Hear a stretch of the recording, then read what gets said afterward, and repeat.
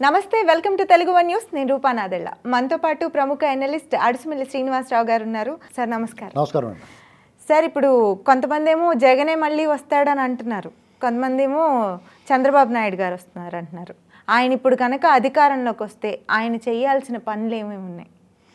ఇప్పుడు జగన్మోహన్ రెడ్డి గారు మళ్ళీ వస్తారని వాళ్ళ విష్ అండి అది, అంటే వాళ్ళ కోరిక. ప్రొఫెసర్ నాగేశ్వర అయినా లేకపోతే తలకపల్లి రవి అయినా వాళ్ళ పేరు ఎత్తకూడదు మనం, అయినా సరే మనం చెప్పాల్సి వస్తుంది, ఎందుకంటే ప్రజలు తప్పుదారి పట్టిస్తున్నారు వాళ్ళు.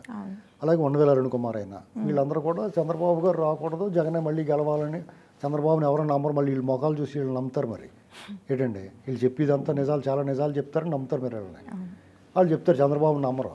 ఏంటి, విభజిత రాష్ట్రాన్ని సర్వనాశనం వైపు కూర్చున్న కుర్చీలు కూడా లేని దాన్ని ఆమె భూమి 33,000 ఎకరాలు ఇచ్చారు రైతులను, 29,000 మంది రైతులు అమ్మారండి. అవును, భూమి ఇచ్చారు. వీళ్ళ మొఖాలకి 1 ఎకరం సేకరించలేకపోయాడు జగన్మోహన్ రెడ్డి. సిగ్గు లేకుండా చెప్తారు వీళ్ళు మళ్ళీ ఏంటండి. అయితే చంద్రబాబు నాయుడు గారు అధికారంలోకి వస్తాడనేటువంటి టాక్ అది ఒక గాలి దుమారంలాగా ఉంది. జనం కూడా తిరుగుబాటు చేసినట్టుగా వచ్చి ఓట్లేశారు. ఆ ఫ్రస్ట్రేషన్ జగన్మోహన్ రెడ్డి వాళ్ళకి గ్యాంగ్ అందరిలో బయట కనపడుతుంది.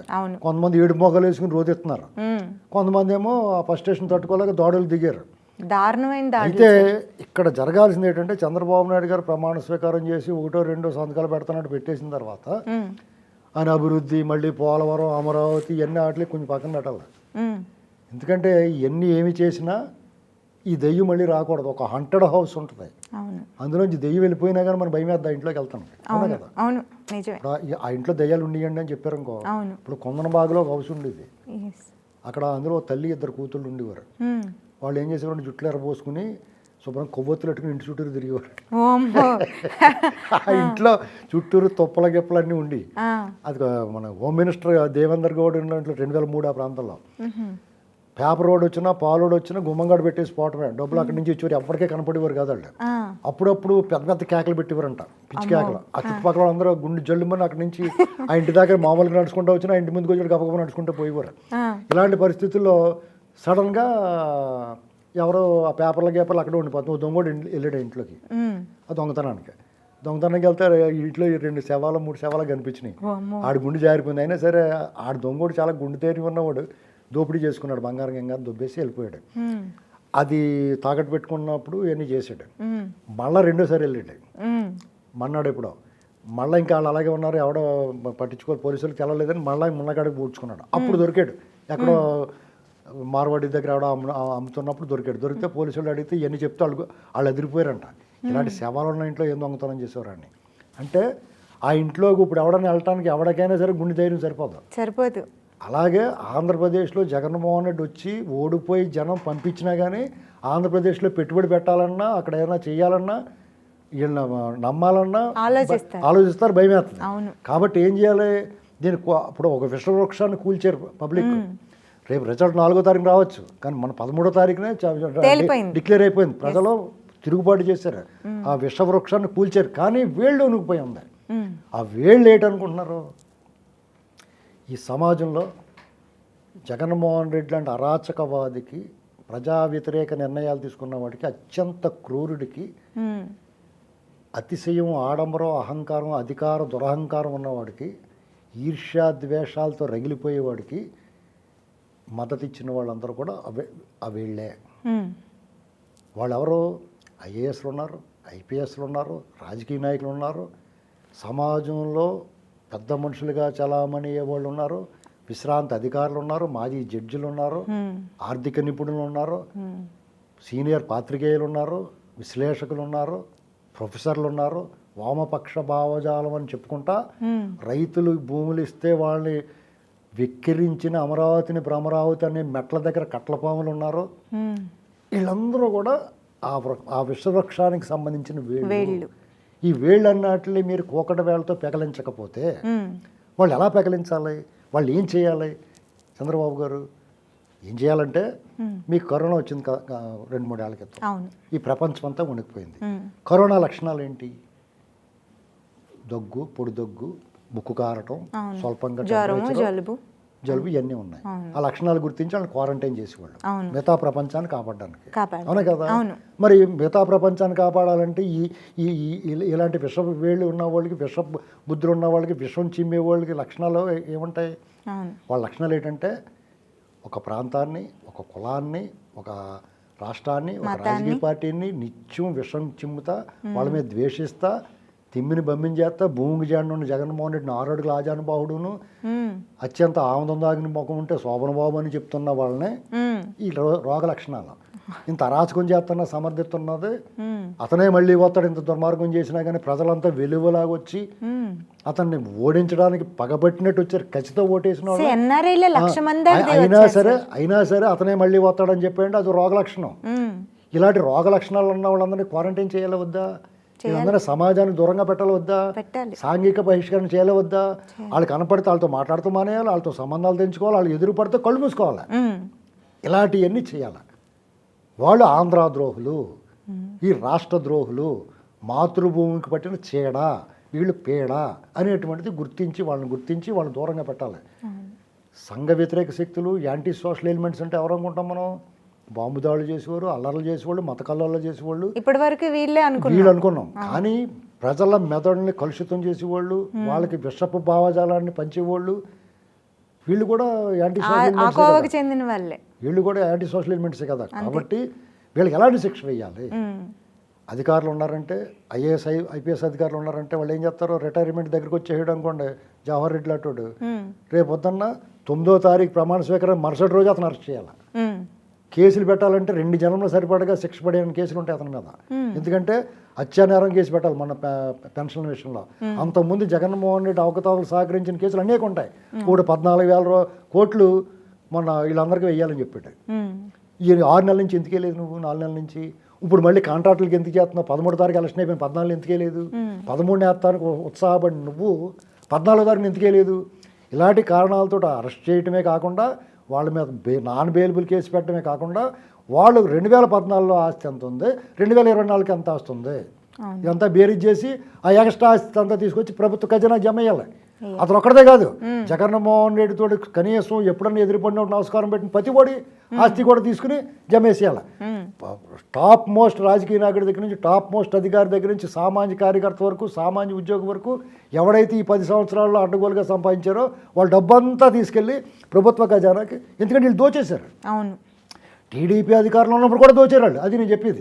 2014 నుంచి చెప్పడానికి కారణం ఏంటంటే 2014 నుంచి 2019 వరకు జగన్మోహన్ రెడ్డి ఎక్కడెక్కడి నుంచి నిధులు అందినాయి, ఎవడెవడు ఇచ్చాడు మొత్తం అందరి దగ్గర లాగేయాలి. మరి లేకపోతే ఈ ఖజానా ఎలా పూడతాడు? వీడు చేసిన విధ్వంసాన్ని ఎలా పూడతారు? అవును, లేత జావం తోటమే కోతులు గుంపు పడినట్టు పడ్డారండి వీళ్ళు. చెరుకు తోటలో అడుగు పందులు పడినట్టు చేసేసారు వీళ్ళు. దీన్ని కవర్ చేయాలంటే వీళ్ళ దగ్గర రికవర్ చేయాలి. ప్రజల మీద పన్ను వేయకూడదు, వీళ్ళ ఆస్తులు మొత్తం హ్యాండ్ ఓవర్ చేసుకోవాలి. కంప్లీట్గా సాక్షి లాంటి విషపత్రికను ముయించాలి.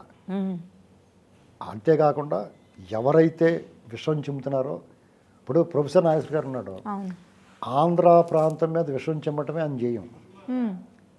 ఒక కులాన్ని, ఒక పార్టీని, ఒక ప్రాంతం మీద విద్వేషం చిమ్ముతాడు అతను, విషం చిమ్ముతాడు అతను.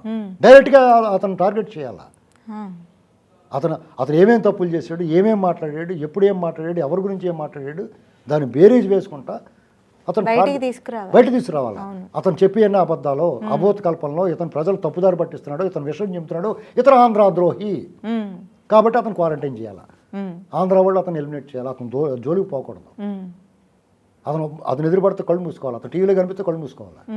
అలాగే ఇంకొక ఆయన అమరావతిని అమరావతి అన్నవాడు వామపక్ష భావజాలం పేరులోనే వరాలు కానీ జేబులో మరమరాలు ఏమంటాడు. కానీ అతను వామపక్ష జాలం, సూట్ కేసులు బ్యాచీలంతా అక్కడ రాయమండ్రిలో ఉన్నాడు. అక్కడ ఇక అతను ఏం మాట్లాడుతున్నా అతనికి తెలదు. వీళ్ళు తెలుగుదేశం ఉన్నప్పుడు వీళ్ళందరూ కూడా ఐవైఆర్ కృష్ణారావు, వీళ్ళందరూ కూడా బ్రాహ్మణ సమాజానికి ప్రతినిధులుగా చెప్పుకుంటారు. అర్చకుల్ని వాళ్ళని ఎరగొట్టేస్తుంటే ఒక్కడ మాట్లాడరు. ఆ పింక్ డైమండ్ గురించి మాట్లాడతాడు రావణ దీక్షితులు, ఆయనకు అన్యాయం జరిగిందని మొన్న అంటూ ఒకటి మాట్లాడలేదు వీళ్ళు ఎవరన్నా. ఇలాంటివన్నీ గమనించి వీళ్ళందరినీ ప్రొజెక్ట్ చేసి ప్రజల ముందు దోషులుగా నిలబెట్టి వీళ్ళు ద్రోహులుగా, ఆంధ్ర ద్రోహులుగా ముద్ర వేయాలి వాళ్ళకి. వాళ్ళు ఆల్రెడీ మా ఆంధ్ర ద్రోహులే, మనం కొత్తగా చెప్పేది ఏం కాదు. ఎందుకంటే వాళ్ళు ఏ రకంగా ఆంధ్ర నాశనం అయిపోవడానికి తోడ్పడ్డారు. ఇటువంటి అరాచకవాదికి ఎందుకు సమర్థిస్తారు వీళ్ళు? ఈ చంద్రబాబుని సమర్థించగలదు, కానీ ఇటువంటి దుర్మార్గుడికి ఎందుకు సమర్థిస్తున్నావు నువ్వు? అలా చేయాలి చంద్రబాబు గారు. ఫస్ట్ 6 నెలలు చేస్తాడా, 3 నెలల్లో చేస్తాడా, నెలల్లో చేస్తాడో తెలియదు. కానీ వీళ్ళు ఎవరైతే అరాచకం చేస్తున్నారో, ఎవడైతే ఈ రౌడీజాన్ని, ఈ దుర్మార్గాన్ని ఆంధ్రప్రదేశ్ ప్రజలకు న్యాయం చేయాలంటే ఏం చేయాలంటే ఈ అరాచకవాదులు, హింసా ప్రభుత్వం ఉన్న వాళ్ళందరినీ కూడా కాళ్ళు గోళ్ళు విరదీసి లోపల పెట్టేయాలి. ఒప్పుకుంటారా సార్ చంద్రబాబు నాయుడు గారు? చెయ్యాలండి. ఎవరి కోసం చేస్తాడు? ఎవరి కోసం చేస్తాడండి? మనం రేపు నుంచి ఇదే డిమాండ్ చేస్తాం. ఇప్పుడు జగన్మోహన్ రెడ్డి తప్పు చేస్తే తప్పు చేసామని చెప్పాం. చంద్రబాబు నాయుడు గారు ఇలా అరాచకం చేయమని చెప్పట్లా. అరాచకం చేసిన వాళ్ళకి, అరాచకాన్ని సమర్థించిన వాళ్ళకి బుద్ధి చెప్పి ఆంధ్ర ద్రోహులుగా వాళ్ళు చూపించి ప్రజల నుంచి వాళ్ళు ఎలిమినేట్, దూరం పెట్టాలి, క్వారంటైన్ చేయాలి. అప్పుడు నువ్వు న్యాయం చేయగలవు. ప్రజలకు నువ్వు న్యాయం చేయటం, ప్రజలకు న్యాయం జరగాలంటే మొట్టమొదటిగా చేయాల్సిన అభివృద్ధి కాదు, ప్రజలకు న్యాయం చేయి. ఫస్ట్ ఒక దళితుడిని చంపేసి హోమ్ డెలివరీ ఇచ్చాడు. ఆ దోషికి, ఆ నిందితుడికి సహకరించిన అధికారులందరినీ నువ్వు ఎల్లంకోటకు పంపించాలా. ఒక సల్మాన్ 15 ఏళ్ళ పిల్లాడిని తగలబెట్టి ఎన్ని దుర్మార్గాలు చేసిన వాళ్ళు నువ్వు ఎలా వదిలిపెడతావు? ఇక్కడ నిన్న హింస చెలరేగింది. దాని కారకుడైన పిన్నెల్లి సోదరుల్ని, అక్కడ పెద్దారెడ్డిని 75-80 మంది వచ్చి పడిపోయారు సార్. ఇలాంటి దుర్మార్గాలు చేసిన వాళ్ళందరికీ మీరు పనిష్మెంట్ ఇవ్వకుండా, వాళ్ళే కాదు వాళ్ళు ప్రత్యక్షంగా చేశారు, పరోక్షంగా ప్రజల మొదటిని కలుషితం చేసిన వాళ్ళందరినీ మీరు ఎలా వదిలిపెడతారు? వాళ్ళందరినీ కూడా వరుసపెట్టి ఇదిగో వీళ్ళు ద్రోహులు, వాళ్ళు స్టాంప్ వేయాలా. ఇప్పుడు పోలీసు వాళ్ళు ఏం చేస్తారు? ఈ యాంటీ సోషల్ ఎలిమెంట్ అనుకుంటే ఏం చేస్తారు? వాడిని నగర బహిష్కరణ చేస్తారు. అలాగే ఈ సమాజం నుంచి బహిష్కరించాలి వాళ్ళని.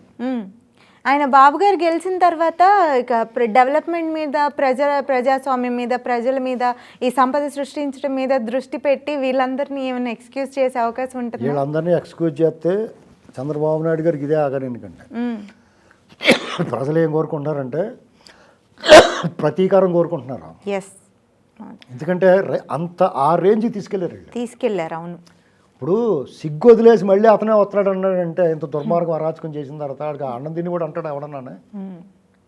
అవును. ఆ మాట మాట్లాడొచ్చా? ఎవరి మెప్పు కోసం ఏం తీసుకుని మాట్లాడాడు? ఒక పక్కన కళ్ళ ముందు కనిపిస్తూ ఉంది. అతను ఏ హామీ అడవాడు రాయమండ్రి నుంచి అంటాడు, జగన్మోహన్ రెడ్డి నమ్ముతారు, చంద్రబాబు నమ్మరంట. జగన్మోహన్ రెడ్డి ఆడి ముఖం చూసి, ఆనందం తాగిన ముఖం చూసి నమ్ముతారా? చెప్పనండి. ఎందుకు నమ్ముతారు? అంటే సిపిఎస్ రద్దు చేసేటని నమ్ముతారా? ఇప్పుడు మనం 13వ తారీఖుని మేము డబ్బులు వేసేస్తా ఉన్నాడు, ఇవాళ 15వ తారీఖు ఎందుకే లేదు అంటే ఈ పచ్చి మోసగాడికి జేబులు కొట్టేసి వాళ్ళు, బంతిపోటు దొంగలండి వాళ్ళు, దండుపాళెం బ్యాచండి వాళ్ళు నమ్ముతారా? ఇలా మాట్లాడేవాళ్ళు, పెద్ద మనుషులుగా చలామణి వాళ్ళు 10 మంది మీ మాటలు వింటున్నప్పుడు బాధ్యతగా వ్యవహరించాలి. లేదంటే మీరు ఆంధ్ర ద్రోహులుగా మిగులుతారు. చాలామంది జగన్మోహన్ రెడ్డి దేశం వదిలేసి పారిపోతున్నాడని సోషల్ మీడియాలో చాలా కథనాలు వస్తున్నాయండి. దాని మీద మీరేమంటారు? ఇప్పుడు వాళ్ళ చెల్లె ఉంది, నేనైతే పారిపోతాడు అని అనుకుంటే ఇప్పటికొకప్పుడు పారిపోతాడు, కానీ ఇప్పుడు వెళ్ళినప్పుడు మాత్రం వస్తాడు అనుకుంటున్నాను నేను. కానీ వాళ్ళ చెల్లి ఏమంటుంది మరి ఆవిడకి ఏం సమాచారం ఉందో, వాళ్ళు ఏం మాట్లాడుకుంటున్నప్పుడు విన్నదో, లేకపోతే వాళ్ళు ఎవరినో చెప్పారమో తెలియదు. కానీ ఆవిడ అంటే ఏంటంటే వెళ్ళిపోయి ఇంక రావడం అంటుంది. కాకపోతే రాపోవచ్చు, ఏం చేస్తాం? అప్పుడు ఏం చేయాలి సార్? ఏం చేస్తారు? చేసేది ఏం లేదండి. ఇప్పుడు దేశం విడిచి పారిపోయిన వాళ్ళు, విజయమాలి ఇలాంటి వాళ్ళందరూ ఏం చేయగలిగారు? అసలు ఆయన ధైర్యం ఏంటి సార్? ఎలక్షన్ టైంలో కూడా ఇంత అరాచకాలు సృష్టిస్తున్నారు వీళ్ళు. ఎలక్షన్ టైము పూర్తిగా ప్రజల అభిప్రాయాలు గౌరవించాల్సిన టైము. ఈ టైంలో కూడా పల్నాడులో చూస్తే కార్యకర్తల మీద, నాయకుల మీద మారణహోమం అనే చెప్పాలి దీన్ని. మీరు తప్పుగా ఆలోచిస్తున్నారండి. అతని బుద్ధి ఒక్కం, అతను తొక్కేది చక్కను, అతని బుద్ధి ఒక్కను, అతను అలాగే ఉంటాడు. కానీ సిగ్గు లేకుండా అతను సమర్థించి వాళ్ళని అనాలి మీరు. జగన్మోహన్ రెడ్డి గారు దేశం వదిలిపోతాడు, అతను ఎవడో ఆపలేడు. అలాగే పిన్నెల్లి రామకృష్ణారెడ్డి సోదరులు అక్కడ అరాచకం చేసేసి హైదరాబాద్ వచ్చి కూర్చుంటారు, అది ఇంకో చోట పోతారు. అలాగే పెద్దారెడ్డి ఇంకో ఎక్కడికి పోయి దాక్కుంటాడు. చెవిరెడ్డి భాస్కర్ రెడ్డి వాళ్ళ కొడుకు బెంగళూరు పోతారు, లేకపోతే ఇంకో యుఎస్ పోతారు. వాళ్ళు అలాగే చేస్తారు వాళ్ళు. కానీ మళ్ళీ అతనే వస్తాడు, ఇదేమి కళ్ళు కనపడట్లేదు వాళ్ళకి, ఈ అరాచకం, ఆ ఫస్ట్రేషన్ తెలియట్లేదు వాళ్ళకి. ఆ అంబటి రాంబాబు, అనిల్ కుమార్ యాదవ్ రోజా రోధించడం తెలియట్లేదా? మేకపోతు గాంభీర్యంలా కనిపిస్తుంది. వాళ్ళు అలా అనటంలో తప్పులేదండి. ఇప్పుడు స్వయంగా ఎలక్షన్ నిలబడ్డాడు, ఓడిపోతాను అనడం ఒప్పుకోడు. వీళ్ళకేంటి నొప్పి అంటున్నాను. అదే కదా ఉన్నదన్నట్టు చెప్పడానికి ఏంటి రోగం వీళ్ళకి? నేను అందుకుని వీళ్ళకి అప్పుడు కరోనా వచ్చింది కాబట్టి అలా చేసాం కాబట్టి వీళ్ళకి కూడా కరోనా లాంటి ఆంధ్ర ద్రోహం లాంటి రోగం వచ్చింది. వీళ్ళకి ఆంధ్ర ద్రోహం అనేటువంటి రోగం వచ్చింది. ఆ రోగానికి చికిత్స కన్నా నివారణ ముఖ్యం. వీళ్ళు అర్జెంటుగా వీళ్ళందరినీ దూరంగా పెట్టాలి, క్వారంటైన్ చేయాలి, సమాజం నుంచి దూరంగా పెట్టాలి. లేకపోతే ఇంకొంతమందిని తయారు చేస్తారు. ఖచ్చితంగా విషయం చెబుతారు వాళ్ళు. కాబట్టి చంద్రబాబు గారు చేయాల్సిన పని ఇదే, అభివృద్ధి కంటే ముందు ఇది చేయాలి. చంద్రబాబు నాయుడు గారు ఒకవేళ ఆలోచించినా లోకేష్ గారు ఊరుకునేలా ఇక ఆయన కనిపించట్లేదు. ఊరుకుంటాడో ఊరుకుంటాడో ఎలా పడతారో అనవసరం. మనం డిమాండ్ చేయాల్సింది రేపు వచ్చి ప్రభుత్వం ఇదే డిమాండ్ చేస్తాం. ఎలక్షన్ టైంలోనే, పోలింగ్ టైంలోనే ఎమ్మెల్యేల మీద దాడులకు దిగేస్తున్నారు జనాలు. ఇక ఆ ఓపిక నశించిపోయింది వీళ్ళకి. ఇప్పుడు ఒకడు దవడమే కొట్టేసాడు, అవును. అతను ఊరుకోలేదుగా తిరిగి దవడమే కొట్టాడు. ఇంతకన్నా ఎమ్మెల్యే శివ. ఇంతకన్నా తిరుగుబాటు ఏం కావాలండి? అవును. కళ్ళుండి చూసినోడికి అక్కడ వాస్తవ పరిస్థితి అర్థమైతే ప్రజల్లో గొంతై ఉన్నవాడు, ప్రజలతోటి మమేకమైన వాడు, ప్రజలు ఏం బాధపడుతున్నారో చెప్తాం మనం. అవును. ప్రజలతో సంబంధం లేకుండా సూట్ కేసు తోటి సంబంధం, బరువుతో బట్టి మాట్లాడి వాళ్ళు వీళ్ళంతా. కాబట్టి అలాంటి మాట్లాడతాం, మళ్ళీ వస్తాడని, మళ్ళీ రాడని మాట్లాడరు వాళ్ళు, ఎందుకంటే ఆ బరువు తీసుకున్నారు కదా. అవును.